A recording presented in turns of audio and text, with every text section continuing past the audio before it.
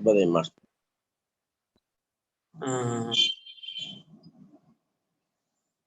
Net problem వల్ల కొంచెం late అయింది. లేట్ అని చెప్తారా?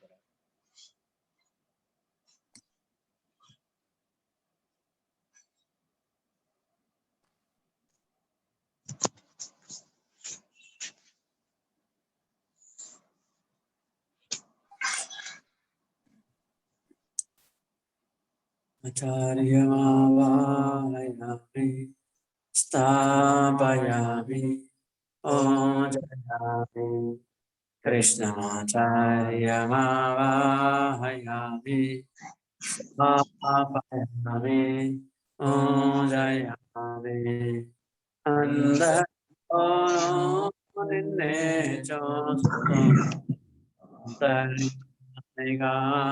దర్శిస్తాం అందరి ద్వారా నిన్నే భావిస్తాం జీవను గావిస్తాం నీ పదమేవను ఆశిస్తాం నీవే నేనని దర్శిస్తాం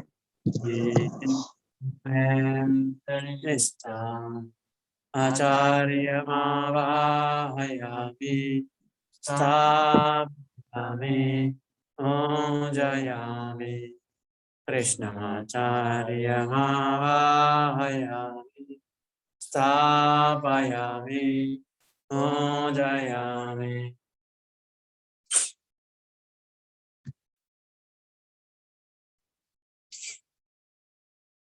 అందరికీ భోగి పండుగ శుభాకాంక్షలు. Recording in progress.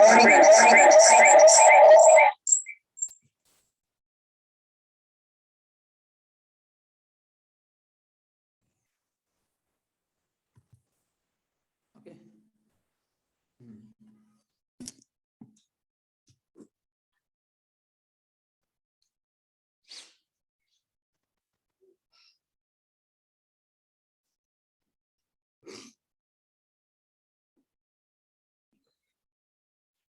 అయితే రేపు దీపావళి పండుగ ఉంటుంది కదా, అక్కడ ఒక ఇబ్బంది అవుతుంది వినే వాళ్ళకి ఈరోజు ప్రీపోన్ చేయడం జరిగింది.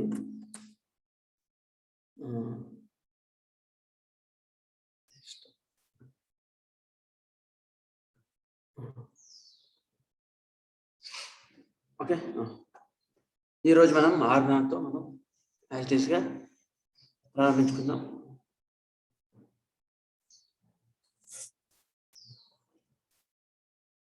ఆర్గన 161 అన్నారు. 161.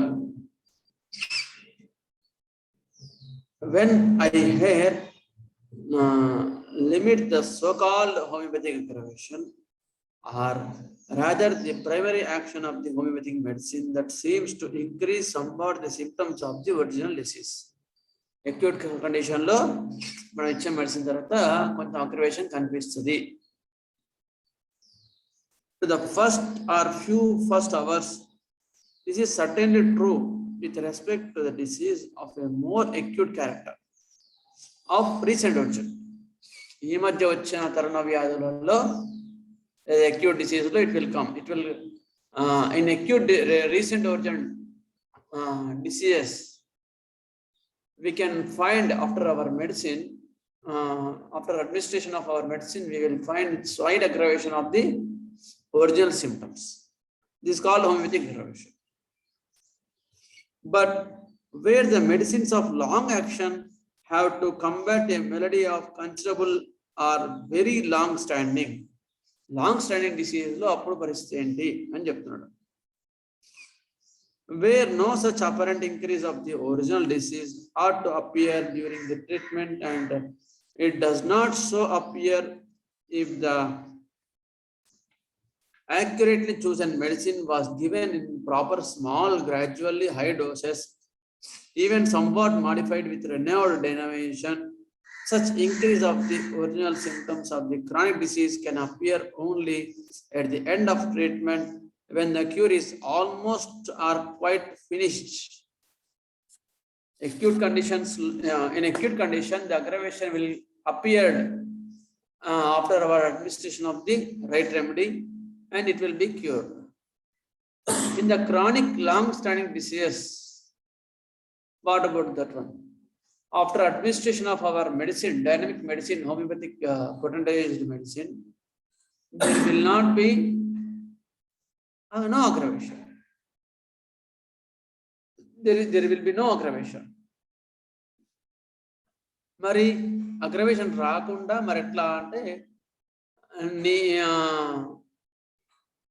నువ్వు ఏ పొటెన్సీ కానీ మెడిసిన్ కానీ ఎంత అక్యురేట్గా చూస్ చేసుకుంటే అప్పుడు మెడిసిన్ యొక్క డిసీజ్ యొక్క అగ్రవేషన్ ఎక్కువ ఉండదు క్రానిక్లో కూడా. కానీ కొన్ని కేసెస్లో మాత్రం మొత్తం వ్యాధి మొత్తం కూడా నివారణ అయ్యే ముందు మళ్ళీ అగ్రవేషన్ కొంచెం కనిపించి పోవచ్చు. కనిపించాలని రూల్ ఏం లేదు, కొన్ని కేసెస్లో కనిపించవచ్చు. It depends upon your chosen remedy. That's what our Hanuman is saying.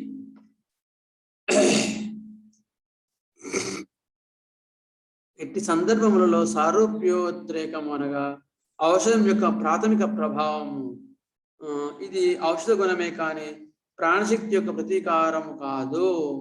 It's not primary action, it is the medicine action.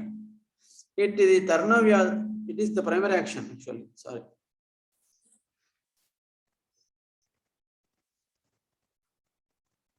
It is the primary action of the homeopathic medicine. Primary action of the homeopathic medicine is called homeopathic aggravation. ఇది ప్రాథమిక ప్రభావం, ఇది ఔషధ గుణమే కానీ ప్రాణశక్తి యొక్క ప్రతీకారం కాదు. Primary action and secondary action అది కూడా వేరే ఉంటాయి. అందుకని మళ్ళీ ఒకసారి చెప్తున్నాను. Primary action means action of the our medicine on the vital principle or vital force. Then how in some cases the vital force will react again. It is called secondary action. అయితే ఇప్పుడు అందరికి వెళ్ళొద్దు, మేము only primary action చదువుకుందాం. ఇది ఔషధ గుణమే కానీ ప్రాణశక్తి యొక్క ప్రతీకారం కాదు. ఇటు తరుణ వ్యాధులలో అందును కొత్తగా పుట్టి ఇతర వైద్యములచే తికమకలు పడని వ్యాధులలో మాత్రమే కనిపించును. ఇది రీసెంట్ ఒరిజిన్ అన్నాడు. ఎక్యూట్స్ ఆఫ్ రీసెంట్ ఒరిజిన్ అంటే ఎక్కువ తికమక పడని వాటిలో మాత్రమే కనిపిస్తుంది. ఇక చాలా కాలం నుండి బాధపడుతున్న వ్యాధుల విషయంన మొదటి మోతాదునకు ఈ సారూప్యోద్రేకం కనిపించదు. అంటే క్రానిక్ డిసీజ్ లో ఈ హోమియోపతి అగ్రవేషన్ మనం చూడం. అనగా ఆ పొటెన్సీ చాలా లేదని అర్థము. అప్పుడు మోతాదు క్రమంగా తగ్గించు వాడవలను, అంటే పొటెన్సీ పెంచాలన్నది.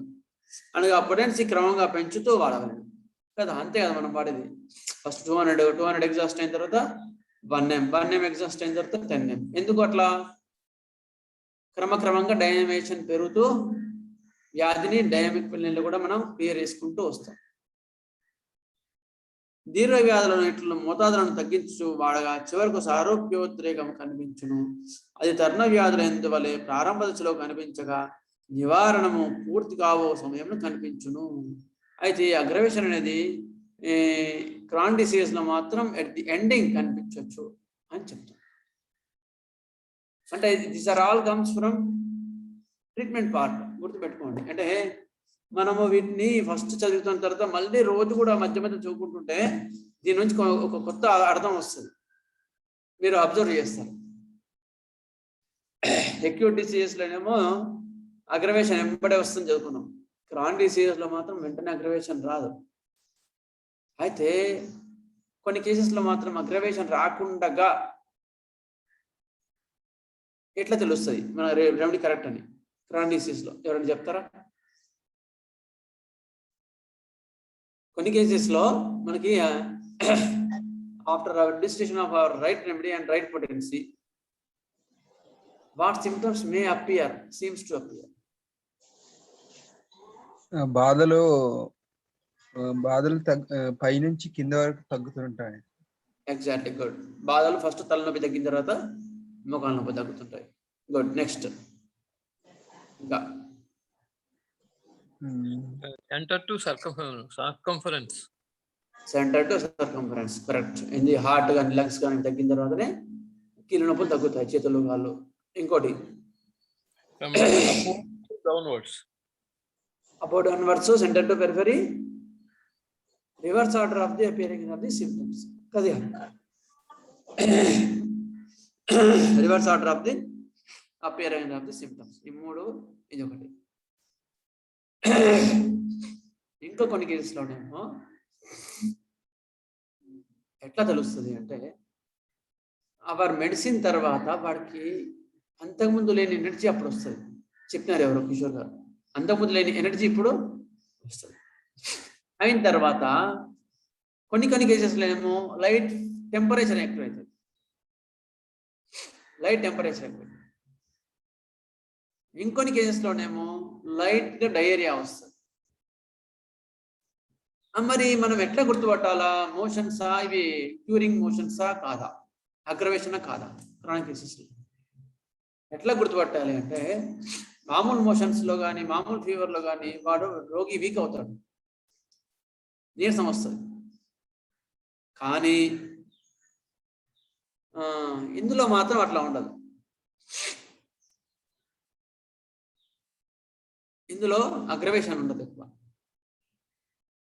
వీక్నెస్ ఉన్నా కూడా, ఇది మోషన్స్ కానీ ఫీవర్ ఉన్నా కూడా వీక్నెస్ ఉండదు, యాక్టివ్ అయిపోతుంది. యాక్టివ్ అయిపోయి నీరసం ఉండదు, పని చేయాలని ఉత్సాహం ఉంటుంది. అరే చేద్దాం లేరా, అరే జ్వరం ఉంది అన్న నువ్వు ఎందుకు పడుకో అంటే ఏం లేదు కొంచెం పర్లేదులే కొంచెం ఓపిక వస్తుందిలే అంటాడు. అదనమాట. అప్పుడు మీకు యువర్ రెమెడీ ఇస్ రైట్. మరి అప్పుడు మోషన్స్ మంది ఇవ్వాల, మోషన్స్ అవుతున్నాయి కదా, మరి మంది ఇవ్వాలా అక్కర్లేదా? మంది వాక్కర్లేదు సార్. ఇవ్వకూడదు. ఎందుకు ఇవ్వక్కర్లే? బాగుంది, కరెక్ట్. ఎందుకు ఇవ్వక్కర్లే? ఉపశమనంగా ఉంటుంది సార్. ఇంతకు ముందు మీద ఉపశమనం. క్యూరింగ్ స్టార్ట్ అయింది. క్యూరింగ్ స్టార్ట్ అయింది. ముందు కొత్తగా మందు ఇస్తే ఈ మందు పనిచేయడం ఆగిపోతుంది. అవును, అందుకని మంది ఇవ్వద్దు. యాక్చువల్గా ఏంటి అంటే మన medicine right remedy right administration అయినప్పుడు ఏం చేస్తుంది అది, మన మెడిసిన్ డిసీజ్ తగ్గించదు. గుర్తుపెట్టుకోండి ఎప్పుడైనా సరే. Our work is only stimulation of the vital force. అప్పుడు స్టిమ్యులేషన్ వైటల్ ఫోర్స్ స్టిమ్యులేట్ అయ్యి ఎక్కడెక్కడ టాక్సిన్స్ ఉన్నాయో, ఎక్కడెక్కడ చెత్త ఉందో దాన్ని బయటికి పంపించే పనులు చేస్తాయి. కొన్ని మ్యాజమ్స్లో, కొన్ని కాన్స్టిట్యూషన్స్లో, అన్ని కాన్స్టిట్యూషన్స్ కొన్నిట్లో ఆ బయటికి పంపించే ప్రక్రియలోనే లైట్ టెంపరేచర్ కావచ్చు, లైట్గా మోషన్స్ కావచ్చు వచ్చి వాడు మరి మోషన్స్ అయ్యే కొద్ది అరే వాళ్ళ పేరెంట్ తీసుకొస్తారు, సార్ నిన్న మంది వేసిన తర్వాత మీరు వాడికి దాదాపుగా ఒక 5-6 మోషన్స్ అయినాయి సార్ అంటాడు. వాడు పరిగెట్టుకు వస్తాడు. మనం కంగారు పడి మంది వేయద్దు, మనం అర్జెంట్గా కావద్దు, మనం చూసుకోవాలి. సరేనా అట్లా అయితే ఏరా మోషన్స్ అయినా అంటే అవును సార్ చాలా పెద్ద పెద్ద అయినాయి వాళ్ళమ్మ చెప్తుంది. మనం అబ్జర్వ్ చేస్తున్నారు ఒక పేషెంట్ని. అప్పుడు ఏంటి అంటే మనం చేస్తుంటే అప్పుడు వాడు వీక్నెస్ ఉండదు, యాక్టివ్ అవుతుంది. వీక్నెస్ ఉండకుండా మంచి యాక్టివ్ అవుతుంది. దాన్ని బట్టి మనం అర్థం చేసుకోవచ్చు అనమాట. ఓకే, సో ఇది హోమియోపతి అగ్రవేషనే. మెడిసిన్ వర్క్ చేయడం, ప్రాణశక్తి మెడిసిన్ స్టిమ్యులేట్ చేసి ప్రాణశక్తి ప్రభావం కనిపిస్తుంది అని సరే అమ్మా అని ఒక ప్లాస్టిక్ ఇచ్చేసి పంపించాలి. మంది అనో ఇదంతా అని కాకుండా చెప్పొచ్చు, వాళ్ళు ఎడ్యుకేట్ చేయొచ్చు కూడా, మనం చెప్పొచ్చు కూడా. చెప్పినప్పుడు వాళ్ళకి ఏంది అప్పుడు ఆ యొక్క వాళ్ళు వెయిట్ చేసిననుకో ఆటోమేటిక్గా క్లియర్ అయిపోతుంది, ఖచ్చితంగా క్లియర్ అవుతుంది. ఎందుకని సెకండరీ విషయంలో మాత్రం చాలా జాగ్రత్త ఉండాలి. కొన్ని కేసెస్లో ఒకవేళ మోషన్స్ అట్లా కంటిన్యూ అవుతున్నాయా, కంటిన్యూ కావు 90% అయితే వెళ్ళిపోతాయి. ఒక కేసు అలా ఉంటుంది అని చూసుకోండి. ఓకేనా, ఇది మనకు హోమియోపతిక్ అగ్రవేషన్. ఇది next I will study today ammonia. చదువుకుందాం, అమ్మోనియా చదువుకుందాం ఇవాళ. ఏం సార్, మనం ఇంతకుముందు యాసిడ్స్ చదువుకున్నాం కదా.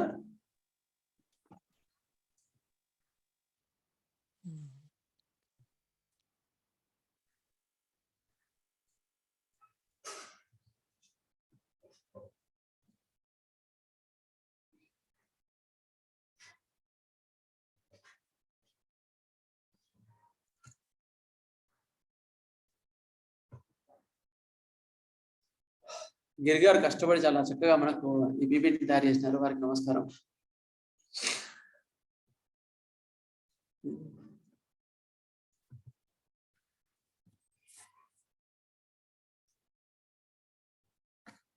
ఓకే,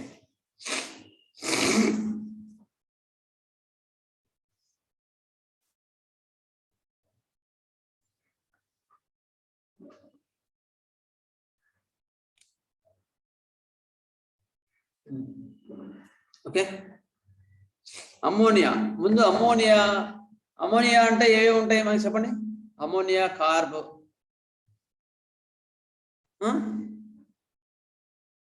అమ్మోనియా మోరు, అమ్మోనియా సల్ఫ్, అమ్మోనియా బ్రోము కదా, ఇవన్నీ అమ్మోనియా యొక్క కాంబినేషన్స్.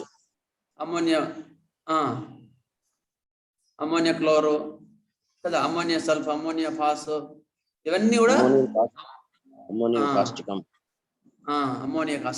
ఆస్టికం. ఓకే, అయితే ఇవన్నీ కూడా అమ్మోనియా కాంబినేషన్స్ అన్నమాట. అయితే ముందు అమ్మోనియా గురించి మనకు కొంచెం అవగాహన వచ్చిందనుకో, మనకు ప్రిస్క్రిప్షన్ అండర్స్టాండింగ్ అని కొంచెం ఈజీ. అందుకని ముందు అమ్మోనియా గురించి మనం ఇంట్రడక్షన్ మనం చదువుకుంటే తర్వాత నేను ఒక్క నిమిషం.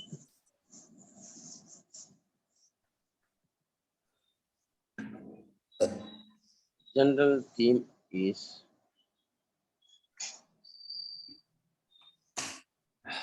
ఓకే, ఇది అమ్మోనియా. సార్ క్లియర్గానే ఉందా వాయిస్? సార్ క్లియర్ గా ఉంది sir. Okay, ammonia what are the common symptoms of ammonia? General theme is rancor, paga, dvesham, grudge, are embittered, angry or resentful. వాడి యొక్క పగ they have rancor inside. రగిలిపోతుంటారంట చూసావా, అటువంటి వాళ్ళు అన్నమాట అమ్మోనియా వాళ్ళు.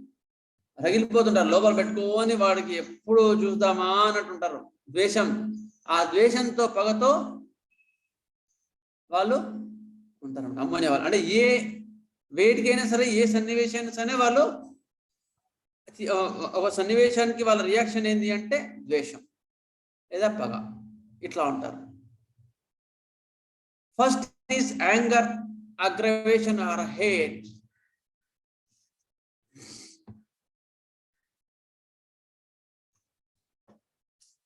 Ammonia has lot of anger, చాలా కోపం, విపరీతమైన కోపం ఉంటుంది అమ్మోనియా వాళ్ళకి. Ammonia has lot of anger. Morose, మొండి. హేట్రెడ్, ద్వేషం, ద్వేషిస్తారు అన్నమాట వాళ్ళు. మెలీషియస్,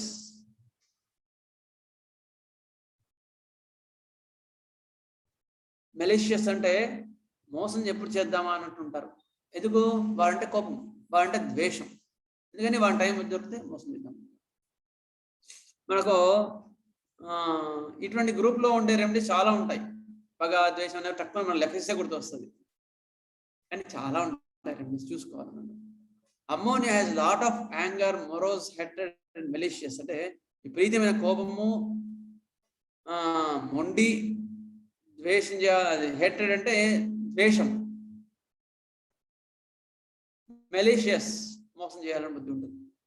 అయితే వీళ్ళ యొక్క ఫస్ట్ స్టేజ్లో ఎట్లా ఉంటుందంటే, ఫస్ట్ స్టేజ్లో దే ఆర్ యాంగర్, విపరీతమైన కోపం వస్తుంటుంది. హేట్, వాళ్ళని ద్వేషిస్తారు, వాళ్ళ దగ్గరకు ఎవరు వాళ్ళతో మాట్లాడరు అసలు వాళ్ళు. క్రిటిసిజం, వాళ్ళు క్రిటిసైజ్ చేస్తుంటారు వాళ్ళని. This anger makes them critical.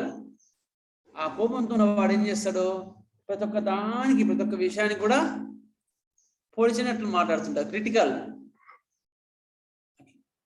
Criticism May eventually head to extreme cynicism. ఆ యొక్క ఎప్పుడు ఎదుటివాడి లోపలనే, ఎదుటివాడి పట్ల ఉండే ద్వేషం, పగ వల్ల వాడిలో ఎప్పుడు కూడా వాడికి ప్రశాంతత ఉండదు. ఎప్పుడు ప్రతి ఒక్క దానిలో తప్పులు పట్టాలని చూస్తూ ఉంటాడు. క్రిటిసిజం, తప్పులు పట్టాలి, ఎక్కడున్నా వాడు తప్పులు పడుతూనే ఉంటాడు. ఆ తప్పులు పడుతూ ఉంటున్నప్పుడు వాడు ఎప్పుడు కూడా ఎక్స్ట్రీమ్ సినెసిజం అంటే చిరచిరలాడుతూ ఉంటారు అనమాట. అది అమ్మోనియా యొక్క మెంటల్ పిక్చర్. నెక్స్ట్ స్టేజ్ ఎట్లా ఉంటారంటే closed contained. Second side of the rancour is holding things in. Anger is kept inside. అది anger is kept inside. First stage ఏమో చిరచిరలాడుతూ తప్పు పట్టడం, ఎక్కడ వాడిని క్రిటిసైజ్ చేద్దామా అని అంటుంటారు. సెకండ్ స్టేజ్కి వచ్చేవారికి కామ్గా ఉండిపోతారు. Holding the anger inside, ఏమనకుండా కామ్గా మనసులో ఉండిపోయి కోపాన్ని మనసులో పెట్టుకుంటారన్నమాట. పెట్టుకొని వారి కోసం చూస్తూ ఉంటారు, ద్వేషం పెట్టుకొని మనసులో. Rancour he is holding things in. Anger is kept inside. ఇది సెకండ్ స్టేజ్లో ఉంటుంది. ఇంతవరకు అర్థమైంది కదా, ఇది వాళ్ళ యొక్క theme. Next third point, disappointment. Ammonia are gloomy అంటే లోపల కుమిలిపోతా ఉంటారు అనమాట. Ammonia rancour is the result of the disappointment. Disappointment అంటే వాళ్ళ యొక్క ammonia rancour is the result of. ద్వేషం ఎందుకు వస్తుంది అంటే డిసప్పాయింట్మెంట్ వల్ల, నిరాశ వల్ల వాళ్ళ లోపల ద్వేషం అనేది ప్రజ్వలిస్తుంది. The disappointment is accompanied by bitterness and gloom. ఆ నిరాశతో పాటుగా విపరీతమైన బిట్టర్నెస్, చేదుకుంటారు వాళ్ళు. అండ్ గ్లూమ్ అంటే అదే మనసులో తెచ్చుకుంటా దాని మీదనే ఉంటారు అనమాట. They are discontented and disappointed in love. Discontented అంటే దేని మీద తృప్తి ఉండదు వాళ్ళకి. తృప్తి లేక క్రమక్రమంగా disappointed in love, disappointed in life, జీవితం మీద నిరాశ ఉంటుంది. ఓకేనా? అమ్మోనియాలో disappointment causes rancour, rancour causes discontented, discontented causes disappointment in life. అట్లా వాడి జీవితం అట్లా నరకప్రాయంగా మార్చుకుంటా ఉంటాడు. Opposite to the our path, బురదల కూరుకుపోతూ ఉంటారు అనమాట అట్లా. Next time of aggravation 3 AM. Ammonia time of aggravation 3 AM. 3 AM ఏంటంటే మనకు టక్కులు గుర్తొచ్చేది ఏది? రెమెడీ చెప్పండి. China Kali group. Kali group 3 AM కానీ టక్కులు గుర్తొచ్చేది కాళీ గ్రూప్. దాంతో పాటు అమ్మోనియా కూడా ఉంటుందంట. అమ్మోనియా గ్రూప్ కూడా 3 AM ఉంటుంది. ఓకేనా? నక్సామిక వాళ్ళేమో 5 AM, 3 to 5 AM వాళ్ళకి నిద్ర పట్టదు. అది కూడా దగ్గరగా ఉంటుందని అది కాదు ఎగ్జాక్ట్గా.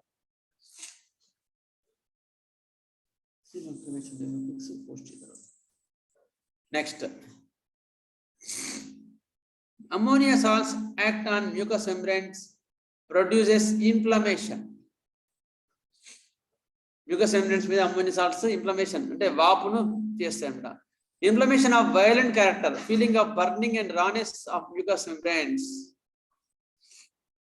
Violence and burning, violent character, విపరీతమైన వైలెన్స్ ఉండి బర్నింగ్ మంటలు ఉంటాయన్నమాట mucus membranes. Raw burning ulcerated. Mucus membranes అన్ని కూడా బర్నింగ్ అండ్ అల్సరేటెడ్ గా ఉంటాయి. అమ్మోనియా ఏవైనా సరే కామన్ ఫీచర్స్ లో. Shortening everywhere, mind and body. ఇది తర్వాత మీకు ఎక్స్ప్లెయిన్ చేస్తాను, మళ్ళీ అమ్మోనియా గారు ఎక్స్ప్లెయిన్ చేస్తాను. షార్టనింగ్ ఎవ్రీవేర్, ఎక్కడైనా సరే షార్టనింగ్ ఉంటుంది. చిన్న చెయ్యి, మైండ్ లో కూడా చిన్న బుద్ధి, బాడీ పరంగా కూడా కొన్ని మజిల్స్ పట్టుకోవడం అట్లా ఉంటాయి. Shortening of the muscles and tendons. పిక్కలు పట్టుకుపోయి వాళ్ళకి నడవడానికి రాదు. Shortening of tendons. Shortening of emotions to. Emotions అంటే ద్వేషం, భావోద్వేగాలు కూడా అస్సలు ఉండవని. ఇవి అమ్మోనియా యొక్క షార్ట్ ఫిల్మ్. ఇవి ranker, hatred, disappointed in love, discontentedness, 3am aggravation, anger they hold inside. Next, shortening of the mind and body. And the ammonia salts and mucous membranes causes inflammation, burning and rawness. ఎందుకు inflammation and burning వస్తుంది చెప్పండి బాబు, ఎందుకు వస్తుంది అమ్మోనియాలో చెప్పండి? Because there is inflammation in the mind. Okay, వాడు ద్వేషంతో రైలిపోతున్నాడు కదా, దాని యొక్క ప్రతిచర్య ఫిజికల్ బాడీ మీద రావాలి కదా. ఎప్పుడైతే మైండ్ లో ఎప్పుడైతే ర్యాంకర్, ద్వేషం, పగ ఉందో అది ఫిజికల్ బాడీకి వచ్చేవరకు ఇన్ఫ్లమేషన్ గా మారిపోతుంది. ఇన్ఫ్లమేషన్, వైలెంట్, బర్నింగ్, మంటలు వేస్తుంటాడు, వాపు ఉంటది, పుండులాగా ఉంటాడు. ఇవన్నీ కూడా ఎందుకు వస్తాయి? అది మైండ్ లో ఉంది వాడికి. అందుకని ఫిజికల్ బాడీకి వచ్చేవరకు అట్లా వస్తుంది. అందుకని గుర్తుపెట్టుకోండి, ఎప్పటికైనా సరే ఒక డిసీజ్ ని మనము మరి ఇది డిసీజే కదా అని కాకుండా, డిసీజ్ ని కూడా మనం ఎట్లా అర్థం చేసుకునే విధానంలో అర్థం చేసుకుని దాన్ని సెట్ చేసుకోవచ్చు. అప్పుడు అంటే మనకు ఎందుకు ఉపయోగపడుతుంది అంటే, వాడు మైండ్ లో ఉండే కాన్ఫ్లిక్ట్ అర్థం చేసుకోవడానికి ఉపయోగపడుతుంది డిసీజ్. అంతేగాని డిసీజ్ మంది పడడానికి ఉపయోగపడదు డైరెక్ట్ గా. ఓకేనా? ఇందులో ఏమైనా డౌట్ ఉందా? ముందుకు వెళ్తాం. అమ్మోనియా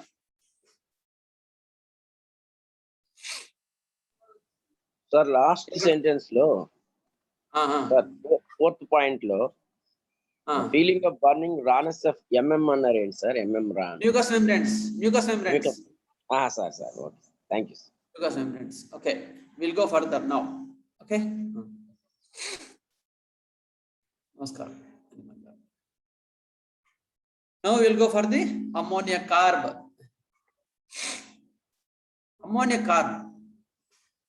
అమ్మోనియా గురించి ఇంట్రడక్షన్ అయిపోయింది. స్లోగానే వెళ్తాను, ఎంత అయితే అంత అవుతుంది, ఎందుకంటే పెద్దగా ఉంటుంది డ్రగ్ ఇది. అమ్మోనియా కార్బ్, దీన్ని ఏమంటారు? హార్ట్షోర్న్ అంటారు దీన్ని. Common name hartshorn. Smelling salt, ammonia యొక్క smelling salt. It is proved by doctor Hahnemann, మన పిత ద్రష్ట హనుమాన్ గారు దీన్ని ప్రూవ్ చేసినారప్ప. ఒక్కొక్క రెమెడీ ప్రూవ్ చేయాలంటే ఎంత మనము ఒక్కరు కూడా చేయలేకపోయినామే. మరి ఆయన జీవితంలో ఎన్ని రెమెడీస్ ప్రూవ్ చేసినారు, మరి ఆయన శరీరం ఎంత అయిపోయి ఉండాలో కదా. అంతే. Proved by doctor Hahnemann, published in materia పూరాలో ఆయన అమ్మోనియం కార్బ్ గురించి అందులో చేసినారన్నమాట, పబ్లిష్ చేసినారు. నెక్స్ట్, అమ్మోనియం కార్బ్ యొక్క introduction. It is the mineral kingdom. ఇది ప్లాంట్ కింగ్డమ్, మినరల్ కింగ్డమ్, ఇవన్నీ ఎట్లా ఉంటాయి కదా. అందులో ఇది ఎక్కడి నుంచి తయారు చేసినారు? Ammonia salts. So it is mineral. Okay. Next, chilli remedy. చలి పడదు అమ్మోనియా వాళ్ళకి, అస్సలు చలి పడదు. ఖాళీ వరకు కూడా చలి పడదు, జాగ్రత్త గుర్తుపెట్టుకోండి. టైమ్ ఆఫ్ అగ్రవేషన్ చూసుకొని మనం కన్ఫ్యూజ్ కాకుండా జాగ్రత్త ఉండండి. ఎందుకంటే జాగ్రత్త చదవండి. ఖాళీ వాళ్ళకు కూడా చలి పడదు, వాళ్ళు చిల్లీ, మోస్ట్ చిల్లీ, వీళ్ళు కూడా చిల్లీ రెమెడీ. నెక్స్ట్, ఇంట్రావర్టెడ్, బయటికి ఎక్స్ప్రెస్ కాదు. మీకు ఇంట్రావర్టెడ్కి ఎక్స్ట్రావర్టెడ్కి ఏమైనా డిఫరెన్షియేషన్ చెప్పాలా, అక్కర్లేదా? చెప్పండి సార్. ఇంట్రావర్ట్ అంటే ఏంటంటే, ఎక్కడికి వెళ్ళి మనము కొందరు పేషెంట్ చూస్తుంటాం, మనం ఏది మాట్లాడకుండా వాడే వచ్చి సార్ బాగున్నారా అని మాట్లాడి, వాడే పలకరించి వాళ్ళ సిమ్టమ్స్ క్లియర్ చెప్పి, సార్ సార్ మీ పిల్లలు ఎట్లా ఉన్నారు సార్, వాడే కలిగించుకొని మాట్లాడుతూ ఉంటాడు. మనం ఎక్కువ మాట్లాడకపోయినా వాడే ఎక్కువ మాట్లాడుతుంటాడు. వాళ్ళని ఎక్స్ట్రావర్ట్స్ అంటారు. ఎక్స్ట్రావర్ట్స్ అంటే మాట్లాడేవాడి కన్నా ఇంకా ఎక్కువ అనమాట. ప్రతి ఒక్క విషయాలు కూడా వాళ్ళు, ఒక ఫంక్షన్ ఉందనుకో, ఎక్స్ట్రావర్ట్స్ ఎక్కువగా మూవ్ అవుతుంటారు. మరి ఇంట్రావర్ట్స్ అంటే వాళ్ళకి ఆపోజిట్, లోపలికి వెళ్తుంటారు ఇంట్రావర్ట్స్. అంటే ఇక్కడ మనం ఒక 10 మాటలు మాట్లాడితే వాడు ఒక్క మాట సార్, సరే సార్ అని చెప్తారు. అంతవరకు చెప్తారు. నెక్స్ట్, ఒక ఫంక్షన్లో కూడా, అరే స్టేజ్ మీదకి కూర్చోరా, మీ బామ్మర్ది గారా అంటే, ఇక్కడ కూర్చున్నా కదా ఏమవుతుంది అంటాడు, అంటే పోవడానికి సిగ్గు అనమాట. అట్లా అనమాట ఇంట్రావర్ట్స్ అంటే అట్లా ఉంటారు. వాడు 10 మందిలోకి వెళ్ళి ధైర్యంగా మాట్లాడలేడు, ధైర్యంగా ఉండలేడు. ధైర్యం ఉండదని కాదు అక్కడ ఉద్దేశం, అక్కడ ఎందుకు ఏం అవసరం పడం కానీ. అందుకని మనకు అన్నింటిలో కూడా ఫంక్షన్స్ లో వీటిలో కూడా ఎక్స్ట్రావర్ట్స్ ఎక్కువగా ప్రొజెక్ట్ తీసుకుంటుంటారు, ఏ క్లాస్లో అయినా ఎవరైనా సరే. ఇంట్రావర్ట్స్ మాత్రం వాళ్ళకి తెలిసినా కూడా ఎక్కువ ప్రొజెక్ట్ కారు. అందుకని ఒక క్లాస్లో మామూలు ఇంటర్మీడియట్ కానీ డిగ్రీ కానీ ఎక్కడైనా ప్రొఫెషనల్ కానీ ఆన్సర్ చాలా మంది తెలిసినా కూడా ఎక్స్ట్రావర్ట్స్ మాత్రమే ముందు చెప్తుంటారు, ఇంట్రావర్ట్స్ చెప్పరు. ఎందుకు చెప్దాంలే, మా సార్ని అడిగినప్పుడు చెప్దాంలే అనుకుంటారు. అదనమాట ఇంట్రావర్ట్స్. ఓకే, అర్థమైంది కదా ఎక్స్ట్రావర్ట్ ఇంట్రావర్ట్స్ అంటే. అట్లా అమ్మోనే వాళ్ళు ఇంట్రావర్ట్స్. మాస్టర్ గారు సారీ మాట్లాడనా? చెప్పండి సార్. ఒకే మనిషి కొన్నిసార్లు ఇంట్రావర్ట్ గా కొన్నిసార్లు ఎక్స్ట్రావర్ట్ గా ప్రవర్తించే పరిస్థితి ఉండదు సార్. అవును, అయితే బేసిక్ గా మాత్రం ఎక్స్ట్రావర్ట్ ఇంట్రావర్ట్ అయితే ఉంటది, కానీ సిచ్యుయేషన్స్ పరంగా ఆ మనిషి డిసప్పాయింట్ ఉన్న డిస్మూడ్ లో ఉన్నా కూడా అది ఇంట్రావర్ట్ గా ఉంటాడు, కానీ ఇంట్రావర్ట్ కాదు, వాడు ఎక్స్ట్రావర్టే. ఆ సిచ్యుయేషన్ బట్టి వాడు ఆ నిమిషానికి ఉన్నా కూడా వాడి నేచర్ ఎక్కడికి పోదు. 2 నిమిషాలు వాడు మైండ్ బాగుందని మళ్ళీ వాడు మారిపోతాడు, కానీ but the basic nature will be there. Sir okay sir, next. Thank you. Ammonia carb is the right side remedy. Right side ఎట్లా ఉంటారు, lachesis left side, ammonia is the right side remedy. Side differentiation మళ్ళీ emotional conflict అని మళ్ళీ ఒకసారి చదువుకుందాం, చెప్తాను ఒకసారి క్లాస్లో ఎప్పుడన్నా. వీరు అమ్మోనియా వాళ్ళు మాత్రం రైట్ సైడ్ గుర్తుపెట్టుకోండి. థర్స్ట్లెస్, great aversion towards, cannot bear to touch. Thirstless to water.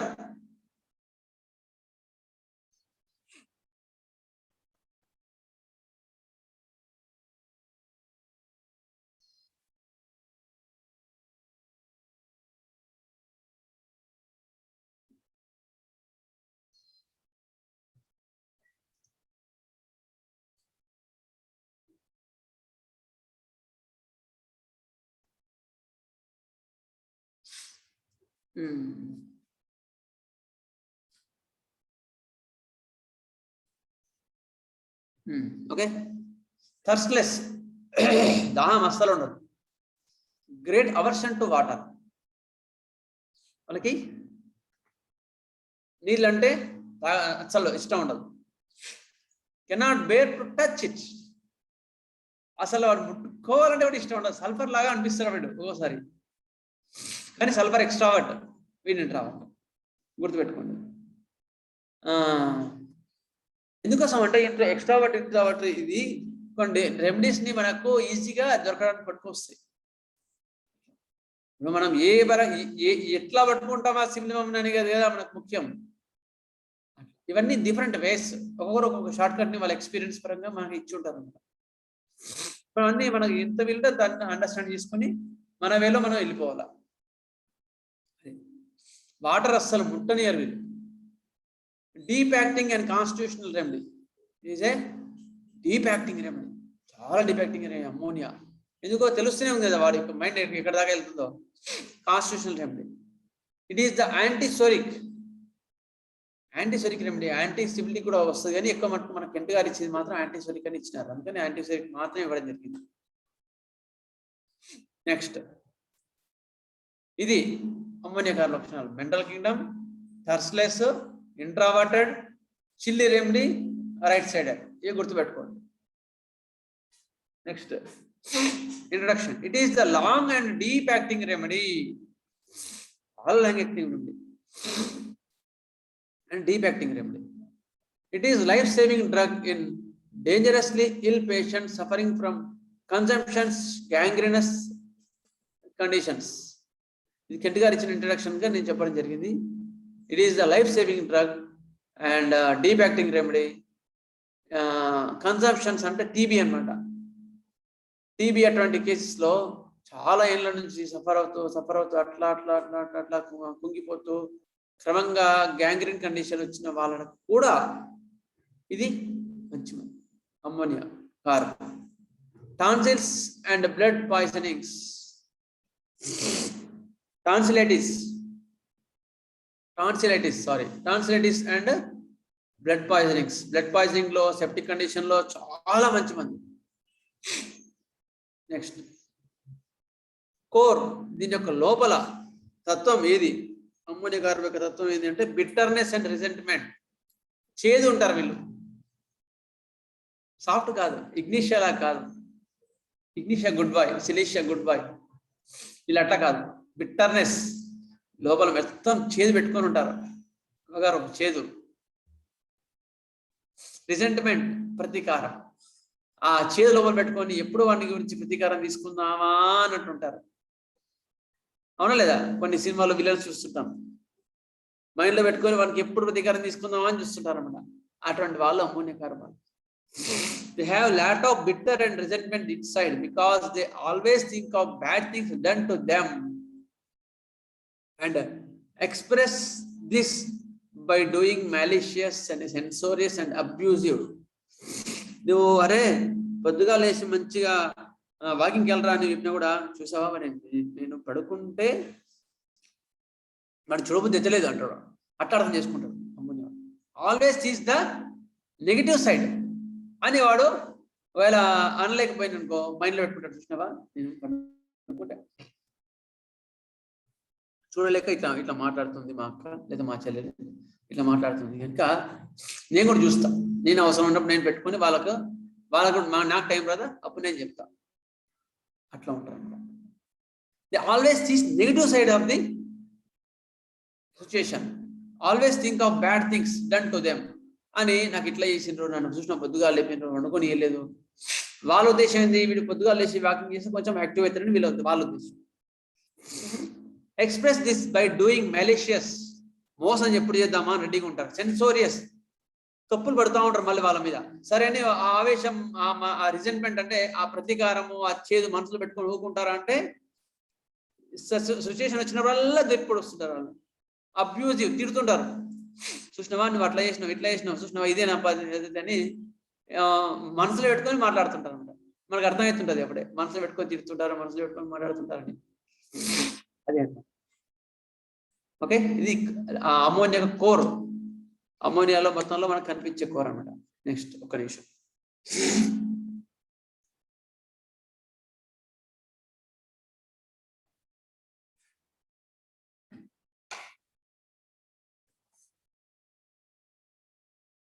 Next okay,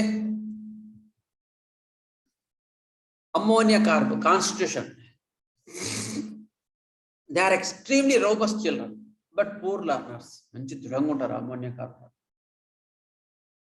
fat patients with weak heart. Next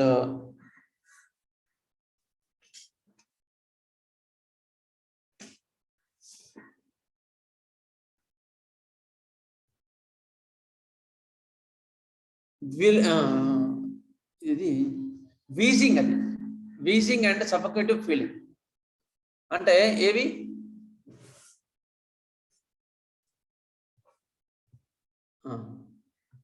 wheezing and suffocative feeling. లోపల పిల్లి కూతలాగా అనిపిస్తుంటాయి లోపల నుంచి, చెస్ట్ నుంచి. లేజీ అండ్ ఇండోలెంట్, బద్ధకస్తుడు వీడు, అలా బద్ధకస్తుడు. Slow in reaction. సరే మనం పిలిచిన తర్వాత 10 నిమిషాలకి 20 నిమిషాలు మెల్లగా రెస్పాండ్ ఇస్తుంటాడు. ఫోన్ రెస్పాండ్ ఇచ్చి అడుగుకుంటాడా అంటే మళ్ళీ మనసులో పెట్టుకుంటాడు, చూసినావా నన్ను లేపిండు అని. ఇటువంటి వాళ్ళు కనిపిస్తారు మనకు. షౌట్, అరుస్తారు, గట్టిగా అరుస్తుంటారు అన్నమాట. నేను లేపినావు, నన్ను ఏం పడుకోనివా ఎప్పుడు ఇదేనా? కాదురా టీచర్ నిన్న చెప్పింది కదా, రాసుకోమని చెప్పింది కదా అంటే రాసుకుంటలే అని గట్టిగా అరుచుకుంటా మనసు పెట్టుకుని పోతా ఉంటాం. Fleshy and delicate women who had sedentary life. Sedentary life అంటే ఇంకా చెప్పేందంటే కడుపులో చల్ల కదలకుండా కూర్చోవడం అనమాట. అంటే ఎక్కువ మటుకు శారీరక శ్రమ లేకుండా ఉండే వృత్తులు.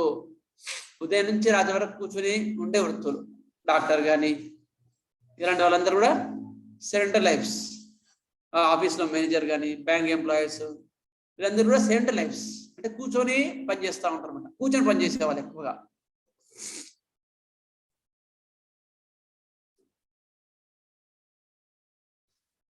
Let's see delicate women who lead sedentary life. Who lead sedentary life with the smelling bottle always in the hand. చాలా డెలికేట్ ఉమెన్ వాళ్ళు.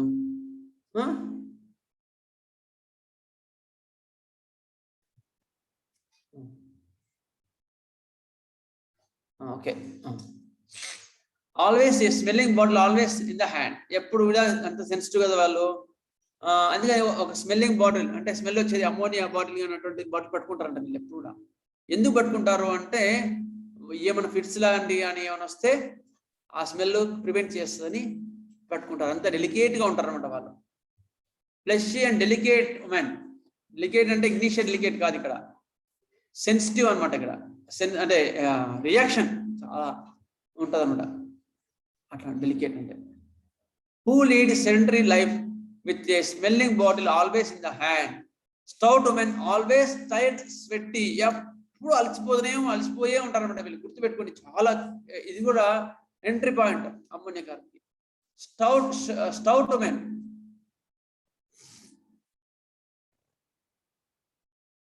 స్టౌట్ ఉమెన్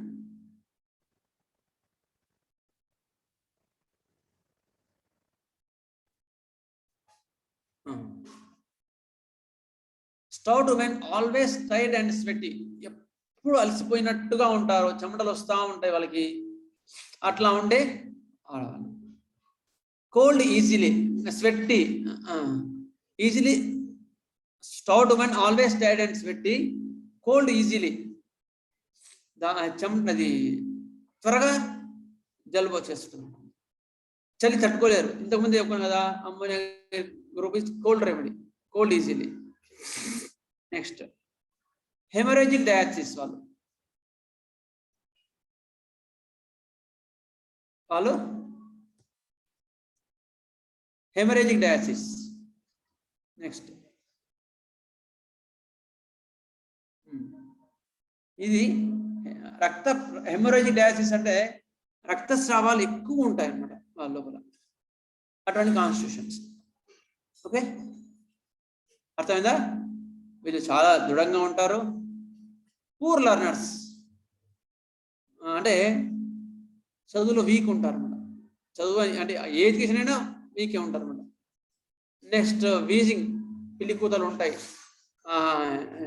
సఫోకేటివ్ ఫీలింగ్ అంటే శ్వాస ఆడకుండా ఒత్తేసినట్టు ఉంటుంది ఛాతీ. Lazy and indolent. లేజీ బద్ధకస్తులు, ఇండోలెంట్. స్లో ఇన్ రియాక్షన్, చాలా స్లోగా ఉంటారు.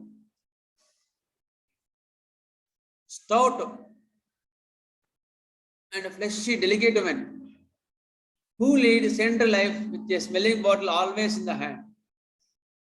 Stout women always tired and sweaty. ఎప్పుడు అలసిపోయినట్టుగా ఉండి చెమటలుగా వస్తుంటాయి. అటువంటి వాళ్ళు త్వరగా అలసిపోతారు వీళ్ళు. అది నేను గుర్తుపెట్టుకోండి. అమ్మోనియా గారు వాళ్ళు త్వరగా అలసిపోతారు. ఎందుకు? అమ్మోనియా ఉంది అందులో, అందుకని త్వరగా అలసిపోతారు.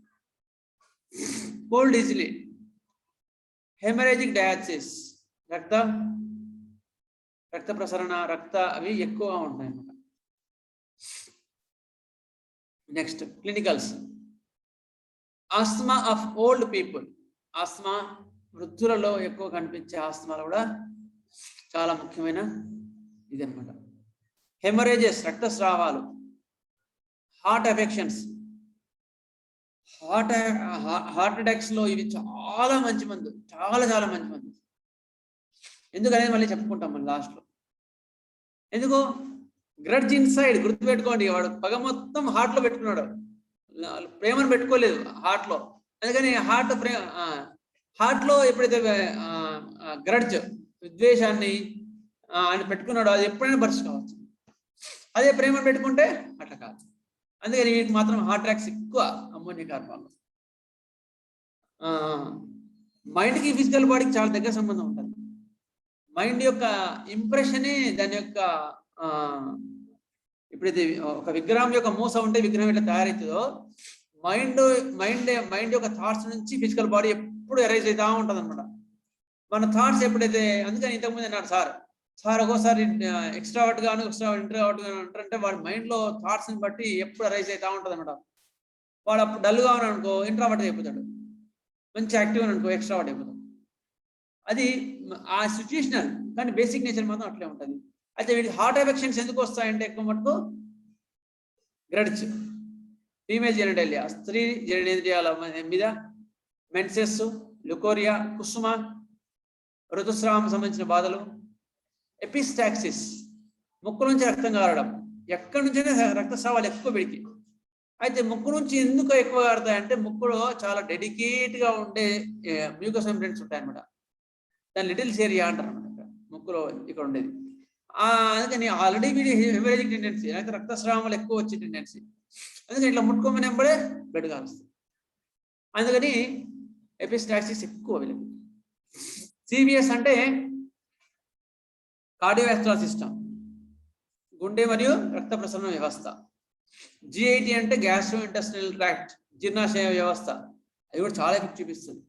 రెస్పిరేటరీ సిస్టమ్, రెస్పిరేటరీ సిస్టమ్ కూడా చాలా ముఖ్యం ఇందులో. రెస్పిరేటరీ సిస్టమ్ అంటే శ్వాసకోశ వ్యవస్థ. టూత్ ఏక్, పంటి నొప్పి, ఎంఫైసిమా అంటే మొత్తం తెమడ చీము అంతా నిండిపోతాయి లంగ్స్ లో, అటువంటి కండిషన్ ఎంఫైసిమా అంటారు. అందుకని అమ్మోనియా కార్బన్ క్లినికల్ కండిషన్స్ కూడా చాలా ముఖ్యం. నెక్స్ట్, ఇవి ఎందుకోసం అంటే మనం మళ్ళీ అడిగి కన్ఫర్మ్ చేసుకోవడానికి మాత్రమే అట్లా ఆలోచిస్తాం అనమాట. హార్ట్ అటాక్స్ కానీ ఇవన్నీ కూడా. కానీ ఇవి హార్ట్ అటాక్ కదా అమ్మోనియా కార్బన్ ఇద్దాం అనుకోవద్దు. మళ్ళీ చెప్తున్నాం, we have to cure the sick but not the disease. Okay, ఇంతవరకు ఏమైనా డౌట్ ఉంటే అడగండి. Next will go for the physical generals. ఎట్లాగో మనకి ఇప్పుడు అమ్మోనియా కార్బన్ ఈసారి ఎట్లా అయిపోదు. మీకు ఏమైనా డౌట్ ఉంటే అడగండి. సార్ సివిఎస్ జిఐటి ఒకసారి ఎక్స్ప్లెయిన్ చేయండి. కార్డియోవాస్కులర్ సిస్టమ్, రక్త ప్రసరణ వ్యవస్థ. జిఐటి అంటే గ్యాస్ట్రో ఇంటెస్టినల్ ట్రాక్ట్, జీర్ణాశయ వ్యవస్థ. ఇంతవరకు అర్థమైందా? ఇంకేమైనా డౌట్ ఉంటే అడగండి, పర్లేదు.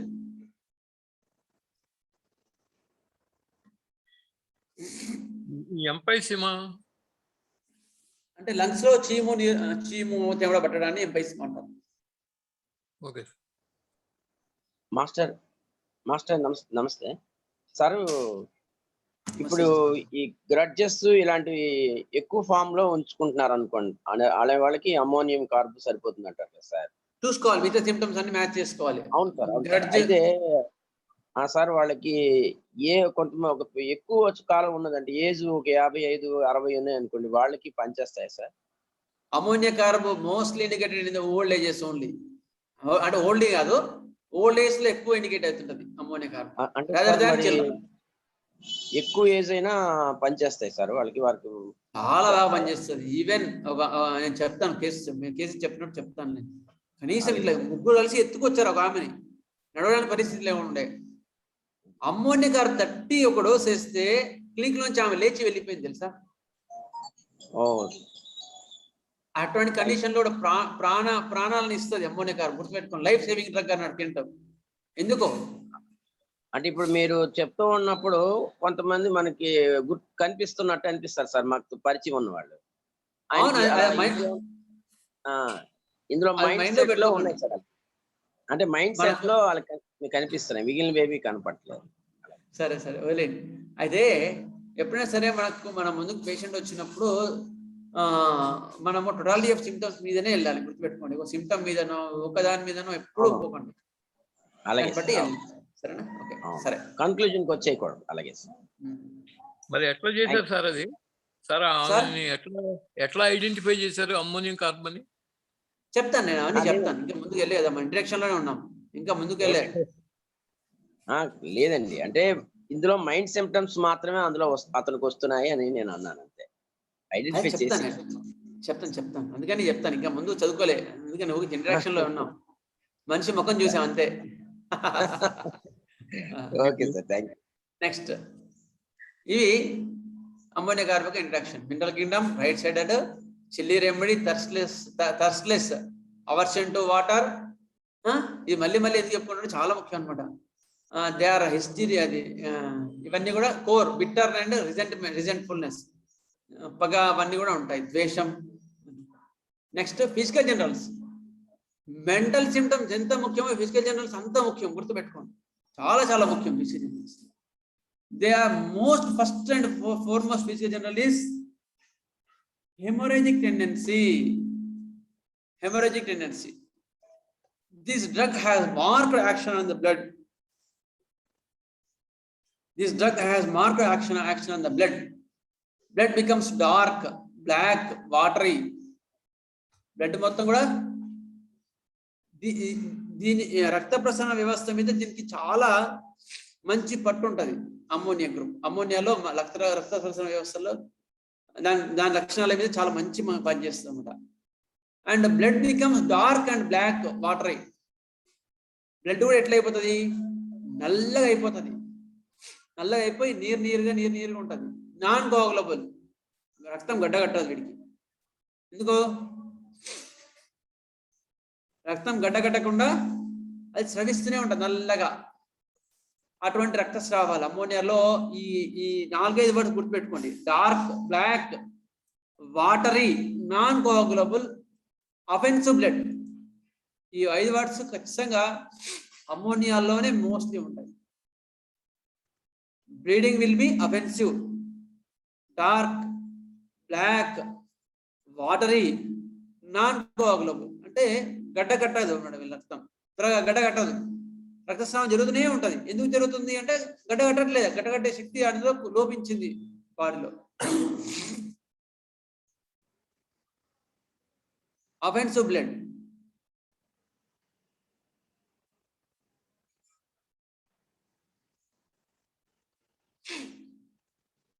It is like lecasis.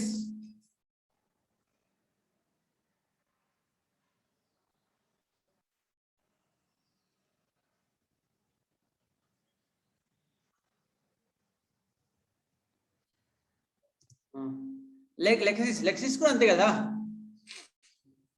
Lexis లో కూడా బ్లడ్ గడ్డ కట్టకుండా కారుతా ఉంటుంది. హెమరేజిక్ రెమెడీ, అది కూడా రెమెడీ. కానీ మరి లెక్సిస్ కి అమ్మోనియా గారికి ఏం సంబంధం అంటే రెండు ఎనిమికల్స్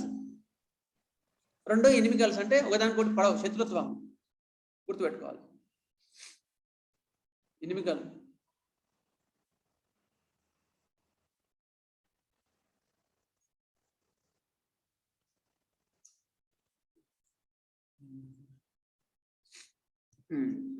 it is like lecasis but inimical to alexis. Ammonia is lecasis ki inimical. Blood vessels becomes bluish, hemolysis and degeneration of RBC. Consequently, blood will not coagulate and flowing from all orifices, nose, uterus and bladder etc. అన్ని course నుంచి అంటే రంధ్రాల ద్వారా రక్తం స్రవిస్తూనే ఉంటుంది. ఎట్లా ఉంటుంది? అది కూడా dark, black, non coagulable blood. నల్లగా ఉండి డార్క్ ఉంటుంది బ్లడ్. నాన్ కోగులబుల్, రక్తం గడ్డగట్టదు. Next blood vessels becomes bluish. రక్తనాళాలు నీలంగా మారిపోయి ఉంటాయి. Hemolysis and degeneration of RBC. Consequently, blood will not coagulate. Blood గడ్డ కట్టకుండా అన్ని నవరంధ్రాల నుంచి పోతా ఉంటది రక్తం. ఇప్పుడు సపోజ్ ముక్కులోంచి అనుకో టచ్ చేస్తే బ్లడ్ కాడుతుంటది. యూటస్ అనుకో ఋతుస్రావం త్వరగా ఆగదు. బ్లాడర్, యూరిన్ లోంచి బ్లడ్ వస్తుంది. ఇట్లా రక్తం అనేది స్రవిస్తూ ఉంటది అమ్మోనియాలో. అది మాత్రం మర్చిపోకండి. హెమరేజిక్ టెండెన్సీ చాలా చాలా ముఖ్యం. Next ammonia carbon.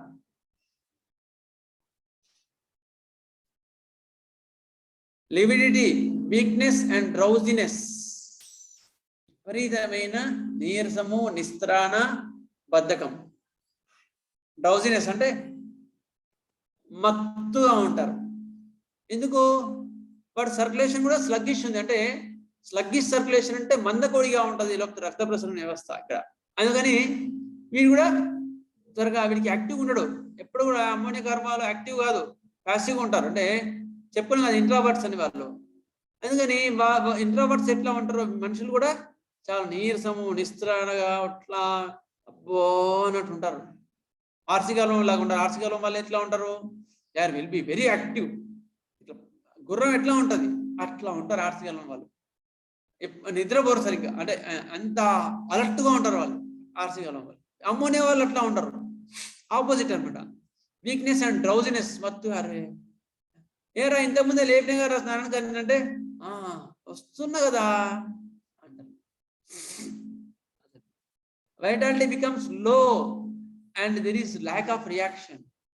చాలా ల్యాక్ ఆఫ్ రియాక్షన్ అంటే నువ్వు అడిగే క్వశ్చన్ అడిగిన 10 నిమిషాలు సమాధానం వస్తుంది. ఏరా ఏం చదువుతున్నావు? నా పేరు సార్, నా పేరు అంటున్నాడు. అప్పుడు చెప్తారు. స్లోగా ఉంటారన్నమాట వీళ్ళు, slow and sluggish and there is lack of reaction. అంత రియాక్షన్ అంత క్విక్గా, they are not quick persons like phosphorus and arsenicum album అట్లా క్విక్ పర్సన్స్ కాదు. సల్ఫర్ వీళ్ళు దానికి ఆపోజిట్, వీళ్ళు స్లోగా ఉంటారు, lack of reaction. Next most important physical general is shortening everywhere. Shortening everywhere, mind and body. మైండ్లో షార్టనింగ్ ఉంటుంది, బాడీలో కూడా షార్టనింగ్ ఉంటుంది.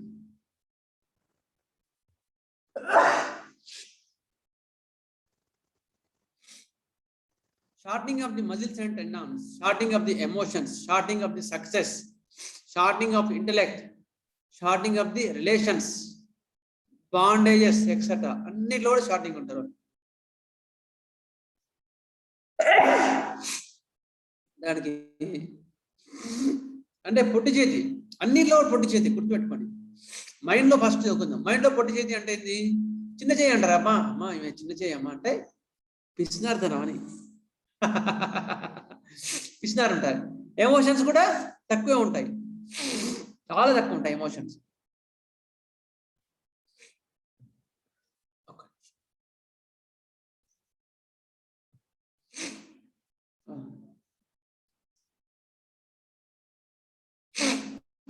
Shorting of emotions, shorting of the emotions కూడా తక్కువ ఉంటాయి. షార్టింగ్ ఆఫ్ సక్సెస్ రేట్స్ తక్కువ.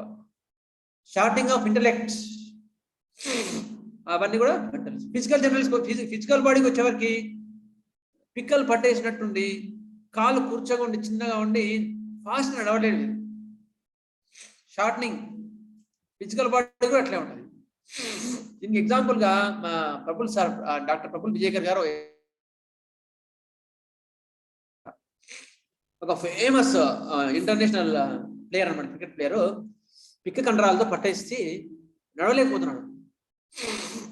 ఎప్పుడు కొంచెం అడ్డానికి పోయినప్పుడు పిక్కల కండరాలు పట్టేసి ఫర్దర్ పోలేరు. షార్టనింగ్ ఆఫ్ టెండాన్స్ అన్నారు. దానికి వాళ్ళు అలోపతి డాక్టర్స్ ఏమన్నారు? ఇది ఆపరేషన్ చేయాలి, లేకపోతే మీ కెరియర్ ఇబ్బంది అవుతారు. అప్పుడు బాంబేలో ప్రఫుల్ సార్ దగ్గరికి వచ్చారు. వచ్చినప్పుడు షార్టనింగ్ ఆఫ్ టెండాన్స్ అని మిగతా సింటమ్స్ అన్ని కూడా తీసుకొని ఈ పాయింట్ మీద అమ్మోనియా కార్బ్ 200 డోస్ ఇచ్చినారు. అమ్మోనియా కార్బ్ 200 డోస్ వేయంగానే కొన్ని రోజులకి వాళ్ళకి ఆ షార్టనింగ్ ఆఫ్ టెండాన్స్ పోయి మంచి అయిపోయినాడు. అసలు లేదని అది వెళ్ళిపోయి క్లియర్ అయిపోయింది అనమాట. అట్లా అనమాట షార్టనింగ్ ఆఫ్ టెండాన్స్. తర్వాత కెరియర్లో ఇక పిక్కలు వాళ్ళకి క్రికెటర్స్ కావాల్సింది పిక్క బలం కదా, అది ఏ ప్రాబ్లం లేకుండా సక్సెస్ అయిపోయినాడు. అట్లా అనమాట. అది కావాలి షార్టనింగ్ ఆఫ్ టెండాన్స్ అంటారు. Next discharges of all are acrid. లోపల హేట్రెడ్ ఉన్నప్పుడు బయటికి సాఫ్ట్ డిశ్చార్జెస్ ఎట్లా వస్తాయి? డిశ్చార్జెస్ విల్ బి అక్రిడ్ అంటే ఎవరిసిపోయే గుణాన్ని కలిగి ఉంటాయి. Saliva excoriates the lips.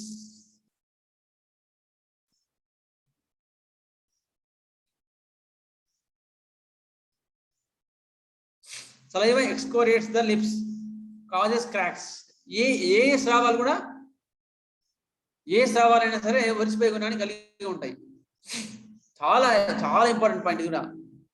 మనిషి కూడా ఒరిసిపోయే గుణాన్ని ఉంటాడు, అందుకని డిశ్చార్జెస్ కూడా యాక్రిడ్ ఉంటాయి కదా. Discharges all acrid, saliva excoriates. ఈ యొక్క అంటే ఎగ్జాంపుల్ చెప్తున్నాడు, ఉమ్మిలి వచ్చింది అనుకో, ఉమ్మిలి వల్ల ఈ క్రాక్స్ అనేవి ఏర్పడతాయి, మొత్తం కూడా క్రాక్స్ అనేవి.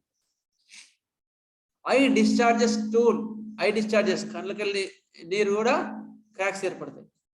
స్టూల్ మోషన్ పోయే దగ్గర కూడా క్రాక్స్ ఏర్పడతాయి. ఎందుకు? యాక్రిడ్ ఒరిసిపోయే గుణాన్ని కలిగి ఉంటాయి వీళ్ళ స్రావాలన్నీ కూడా. Stool, leucorrhoea et cetera everything will be excoriates of all excluding fluids and discharges.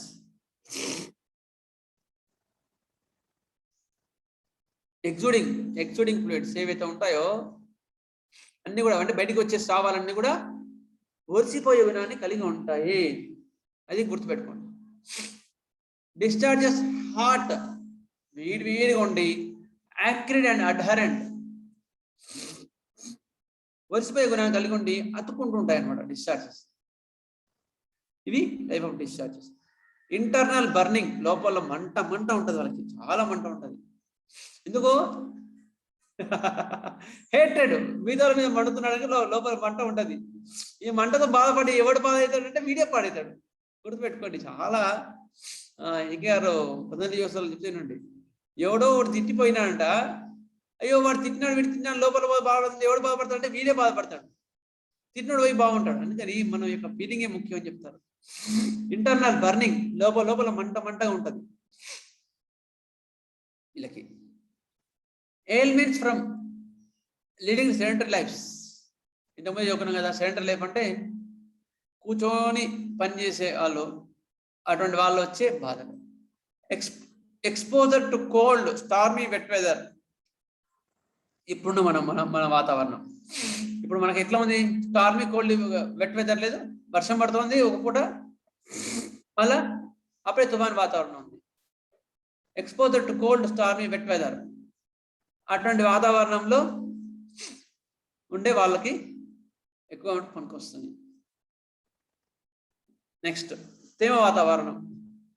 Ill effects of charcoal fumes, బొగ్గు పులుసు, బొగ్గుల నుంచి వచ్చేవి ఉంటాయి కదా, దాని యొక్క గాలి పీల్చిన తర్వాత వాళ్ళకి వచ్చే ప్రాబ్లమ్స్ లో కూడా ఇది చాలా ముఖ్యమైన మందు. బొగ్గులు ఇస్త్రీ చేస్తుంటారు, ఇస్త్రీ వాళ్ళు, దాని తర్వాత వాళ్ళకి వచ్చే ఆయాసం, అటువంటి వాటిలన్నిటికీ కూడా ఇది మంచి మందు. దమ్ము వల్ల, అంటే దీనికి అర్థం ఏంటంటే మనకు ఇస్త్రీ చేసే వాళ్ళు వచ్చే దమ్ము వాటిలో కూడా ఇది మంచి మందు అని గుర్తుపెట్టుకోండి. Stormy weather, cold stormy weather, తుఫాన్ వాతావరణంలో వచ్చే బాధలు, ఇవన్నీ కూడా most important basic generals. Next, active but soon exhausted. వీడు కొంచెము యాక్టివ్గానే ఉంటాడు, మరి డల్ అని కాదు కానీ యాక్టివ్గానే ఉంటాడు, కానీ త్వరగా అలసిపోతాడు. ఎంబడే ఏమంటారు దాన్ని, తోట కూడా కాడలాగా తక్కువ అలసిపోతారండి, పడిపోతారు ఎంబడి ఇట్లా. But soon exhausted.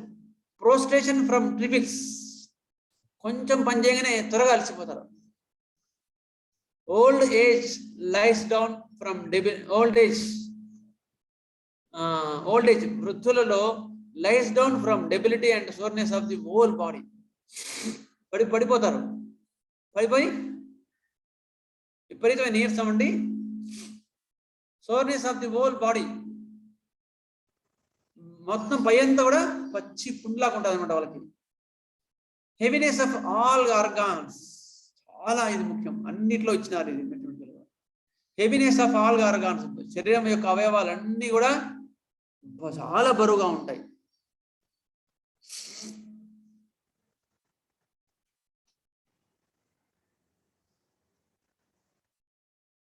Heaviness of the all organs. Okay, next,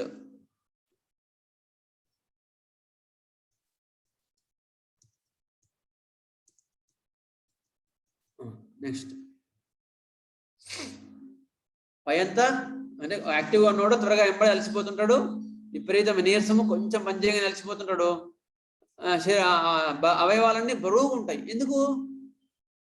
వాడు త్వరగా అలసిపోతుంటాడు కదా, అలసడం వల్ల వాడికి ఏమి కాదు. Next time of aggravation 3 to 4 AM aggravation, especially asthma.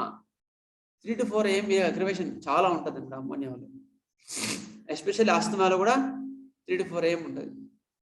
Desire to lie down on abdomen by which the patient gets relief. పొట్ట మీద పడుకుంటే వాళ్ళకి హాయిగా ఉంటుంది, చాలా హాయిగా ఉంటుంది. ఇది ఇంకోటి రెమెడీ ఏదైనా చెప్తారా? మీకు ఐడియా వస్తుందా? ఇది పొట్ట మీద పడుకుంటే బాధలన్నీ తక్కువ ఉంటాయి, బోర్లో పడుకుంటే తక్కువ ఉంటుంది అంటారు.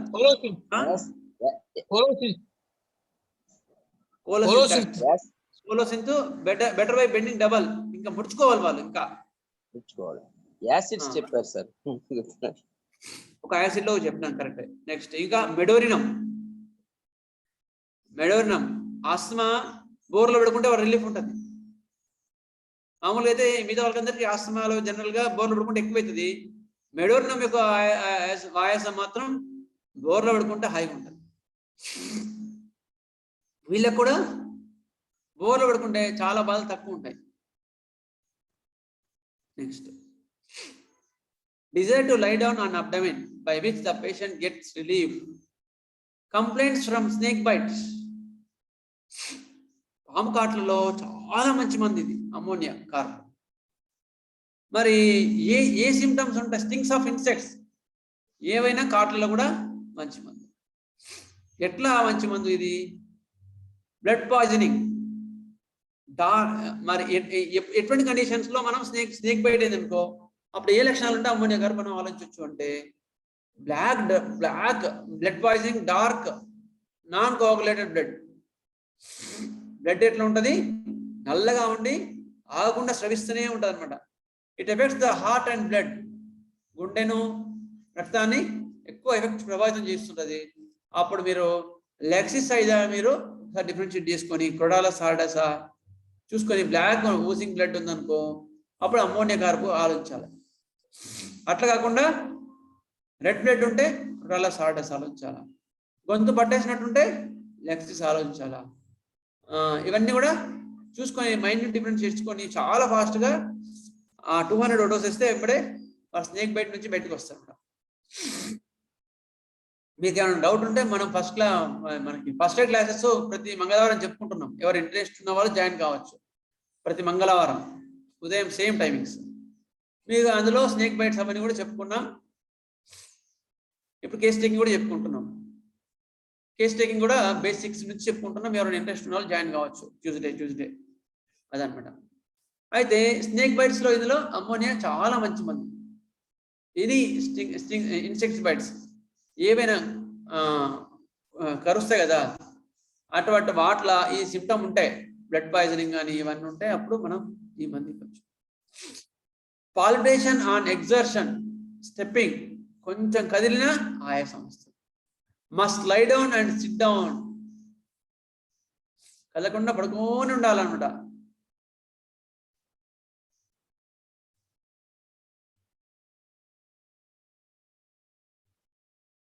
మస్ట్ సిట్ డౌన్, అస్సలు కదలలేరు. ఎందుకు? విపరీతమైన నీరసం ఉంటుంది. మస్ట్ లై డౌన్, పడుకునే ఉండాలి. కొంచెం కదిలినా కూడా ఆయాసం వస్తుంది. ఇది చాలా most important physical generals of the ammonia carb.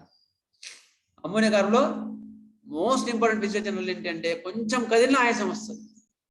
దమ్ము కానీ, హార్ట్ సిమ్టమ్స్ కానీ, ఏదైనా కానీ కదిలితే ఆయాసం వస్తుంది. వాళ్ళకి అమ్మోనియా కార్బ్ ఇస్తే క్లియర్ అయిపోతుంది. నెక్స్ట్ గుర్తుపెట్టుకోండి, ఈ పాయింట్ మాత్రం అమ్మోనియా అంటే హార్ట్ సిమ్టమ్స్ లో చాలా క్లియర్ గా మనకు కనిపిస్తుంటది.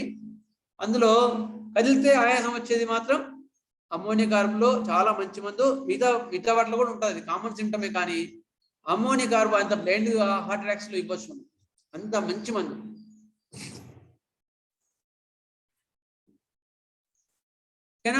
Next ammonia carb cannot tolerate tight clothing. అసలు టైట్ క్లాతింగ్ అస్సలు తట్టుకోలేరు వాళ్ళు. ఎందుకో ఆల్రెడీ వాడు విరిగిపోతున్నాడు, వాడి మనసు వల్లనే వాడు. ఇంకెక్కడ కెనాట్ టాలరేట్ టైట్ క్లాతింగ్, అసలు మొత్తం పట్టేసినట్టు కొంచెం బిగ్గరగా వస్తువులు బట్టలు ఉన్నా కూడా వాడికి పట్టేసినట్టు అవుతుంది. Lakh of reaction to indicated homoeopathic remedies in infectious disease. Lakh of reaction, ఏదైనా హోమియోపతిక్ మెడిసిన్ ఇన్ఫెక్షియస్ డిసీజ్లో పని చేయకపోయినా కూడా ఇది ఒకసారి ఆలోచించవచ్చు అనమాట. ఇండికేటెడ్ రెమెడీ ఇచ్చి తగ్గలేదనుకో అప్పుడు కూడా ఇది మంచి ఆలోచించాల్సిన మందు. Indicated remedy fails to act అంటే మనకు చక్కన గుర్తొచ్చేవేది సల్ఫరు, ట్యూబర్కల్నము, కాల్కేరియాఫాసు, యాసిడ్ నైట్రికము కదా, ఇవన్నీ గుర్తొస్తుంటాయి. అంటే అక్కడ చూసుకోవాలి. Indicated remedy fails to act అంటే చాలాసార్లు చెప్తారు కెంట్ గారు, అది ఇండికేటెడ్ రెమెడీ కాదేమో చూసుకోండి అని చెప్తారు ఫస్ట్. అయ్యే సార్ అన్ని లక్షణాలు సరిపోయినాయి సార్ అంటారు, కాకపోతే మైన్యూట్గా ఎక్కడో డిఫరెన్స్ వచ్చింటనమాట. హేట్రెడ్ అంటే సార్ హేట్రెడ్ ఉంది, అమ్మోనియా కార్పొరేషన్ తగ్గలేదు సార్ అంటే మిగతా సిమ్టమ్స్ మ్యాచ్ చేసుకోలేదు అంటారు. లేదు సార్ మొత్తం మ్యాచ్ చేసుకున్నా అంటే కాదని చూసుకోండి మళ్ళీ చెప్తాను. అందుకని ఇండికేటెడ్ రెమెడీ అంటే ఏది, అసలు ఇండికేటెడ్ హోమియోపతి రెమెడీ అంటే ఏదో మీరు జాగ్రత్త చూసుకోగలిగితే యాక్చువల్గా అసలు ఆ ప్రాబ్లం ఉండదు. అట్లా అనమాట. అంటే మనము నేర్చుకోక సగం పాలు లేపుకుంటామని అర్థం.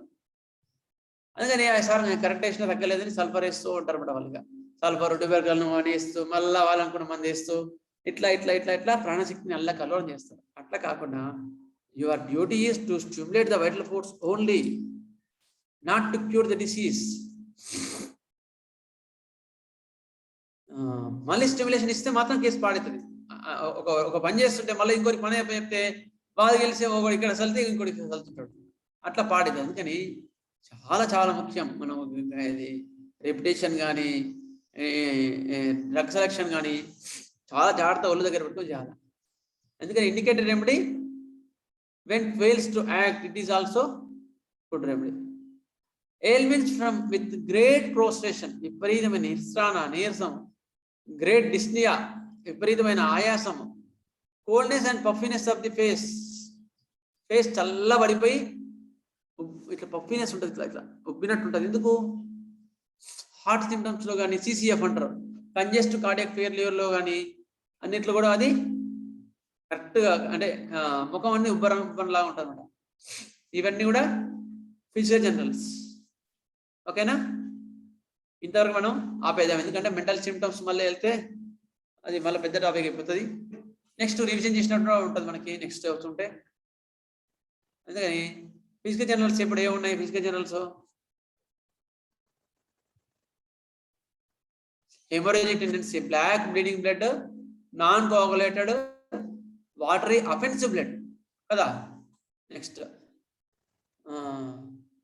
విపరీతమైన నీరసం, నిస్త్రాణ, చాలా నిస్త్రాణ, ఎప్పుడు పడుకునే ఉండాలి. వైటాలిటీ బికమ్స్ లో, చాలా లో ఉంటుంది. There is lack of reaction.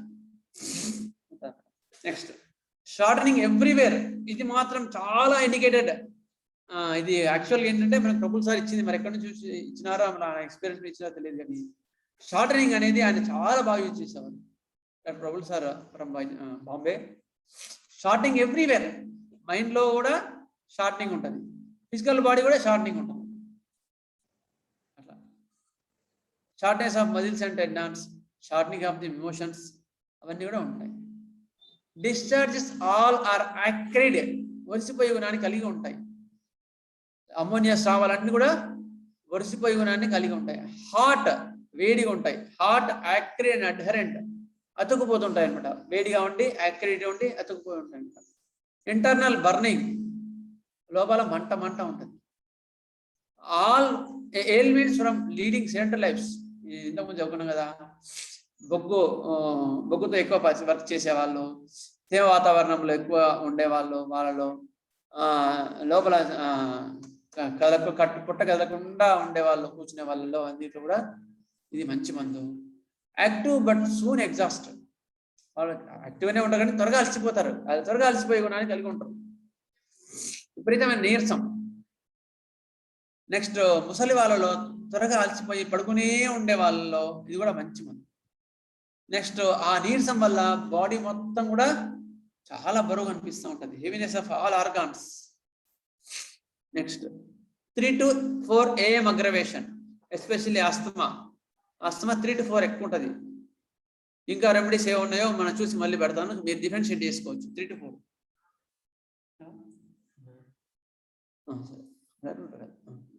Next అవి డిఫరెన్షియేట్ చేసుకోవడానికి కానీ చదువుకోవడానికి మనకు desire to lie down on abdomen, ఎప్పుడు పొట్ట మీద పడుకోవాలని ఉంటుంది. కంప్లైంట్స్ ఫ్రమ్ స్నేక్ బైట్స్ లో కూడా ఇది మర్చిపోవద్దని చెప్తున్నాడు, చాలా చాలా ముఖ్యం. ఎందుకు? హెమరేజిక్ టెండెన్సీ, ఇది వైపరా కానీ అటువంటి పాయిజన్స్ అందులో వైపరా అంటే కట్లబాము అటువంటివి గార్చినప్పుడు రక్తం అనేది ముక్కులోంచి నోట్లోంచి వస్తున్నప్పుడు ఇది చాలా గుర్తుపెట్టుకోవాల్సిన ర్యాంక్ రెమెడీ. ఎందుకు? బ్లడ్ బ్లాక్ గా ఉండి రక్తం గడ్డగట్టకుండా స్రవిస్తూనే ఉంటది. అవి ఎక్స్కోరియేటింగ్ అండ్ అఫెన్సివ్ డిశ్చార్జెస్. అటువంటి పాయింట్ దొరికితే మాత్రం అమ్మోనియా గార్బు వదిలిపెట్టదు. వాళ్ళకి ఇంకో పాయింట్ ఏముంటది, కొంచెం ఇట్లా కదిలిన ఆయాసం వస్తుంది. అప్పుడు బ్లడ్ అది బైట్స్ లో కానీ ఇంట్లో కూడా పాల్పేషన్ ఎగ్జర్షన్ కొంచెం ఇట్లా కదిలినా కూడా ఆయాసం తట్టుకోలేరు. స్టెప్పింగ్ ఒక స్టెప్ కూడా వేయలేరు. Must lie down and sit down, ఎప్పుడు కదలకుండా పడుకునే ఉండాలి ఆ అక్యూట్ కండిషన్. అప్పుడు అమ్మోనియా కార్బు చాలా మంచిది. టైట్ క్లాతింగ్ టాలరేట్ చేయలేరు. ఏదైనా ఇండికేటర్ రెమెడీ పని చేయకపోతే, ల్యాక్ ఆఫ్ రియాక్ట్ చేయకపోతే అటువంటి వాటిలో ఇది ఉంటుంది. విపరీతమైన నీరసము, నిస్త్రాణ, చల్ల చెమటలు వచ్చి మొత్తం ఉబ్బరం లాగా ఉంటుంది. ఇంకేమైనా డౌట్ ఉంటే అడగండి ఎవరైనా. సార్ షార్టనింగ్ ఎలాగండి తెలుసుకుంటాం? షార్టనింగ్ అంటే కుర్చతనం మైండ్ లో కానీ ఫిజికల్ బాడీలో కానీ కుర్చతనం ఉంటుంది. అవును సార్. షార్టనింగ్ ఆఫ్ టెండాన్స్ ని మనం ఎలా గ్రహించగలుగుతాం సార్, చెప్తాడా? అట్లా అంటారా? ఇప్పుడు మనము నడుస్తుంటే పిక్కలు ఉంటాయి కదా, పిక్కలు షార్టనింగ్ అయిపోయినాయి అనుకో, నడవడానికి రాదు వాళ్ళకి, నడవడానికి చాలా కష్టంగా ఉంటుంది అనమాట. మామూలు నడుస్తుంటే ఏమవుతుంది, టెండాన్స్ అయితే వెనకాల ఉన్నాయో పిక్కలు రిలాక్స్ అవుతూ కాంట్రాక్ట్ అవుతూ ఉంటాయి అనమాట. అవి పొట్టిగా అయిపోయే వరకు వాళ్ళకి నడవడానికి చాలా ఇబ్బంది అవుతుంది. నడకల్లో ప్రాబ్లం వస్తుంది. షార్టింగ్ ఆఫ్ టెండాన్స్ అంటే ఇంకా కాఫ్ మజిల్స్ అంటే చేతి అనుకో, చేతి కూడా పొట్టిగా అయిపోతుంది. అది మీకు చూస్తూనే అర్థమవుతుంది షార్టనింగ్ ఆఫ్ టెండాన్స్.